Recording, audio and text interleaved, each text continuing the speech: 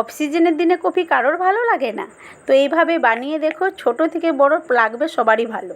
দেখতে থাকো পুরো ভিডিওটা। এদিকে কফি কেটে নিয়েছি ও নিয়ে নিয়েছি আলু, এবং মশলা তৈরি করব তার জন্য নিয়ে নিয়েছি রসুন, আদা, গোটা ধনে, গোটা জিরে, এলাচ, গোলমরিচ ও দারুচিনি। এদিকে কড়াই তেতে গেছে, দিয়ে দিলাম সর্ষের তেল ও দিয়ে দেবো ফোড়নে জিরে ও তেজপাতা, এবং পেঁয়াজ কুচি দিয়ে পেঁয়াজটাকে লাল লাল করে ভেজে নেব। এবার দিয়ে দেব আগে থেকে ভেজে রাখা মাছের মাথাটা, এবং দিয়ে এটা মাছের মাথাটা ভেঙে নিয়ে দিয়ে দেব টমেটো কুচি। টমেটো কুচিটাকে ভালো করে ভেজে নেব যাতে টমেটোটা গলে যায়। এবার দিয়ে দেব আগে থেকে বেটে রাখা মশলাটা, দিয়ে কষিয়ে নিয়ে দিয়ে দেব পরিমাণ মতো হলুদ ও ঝাল লঙ্কার গুঁড়ি, দিয়ে মশলাটাকে ভালো করে কষিয়ে নেব।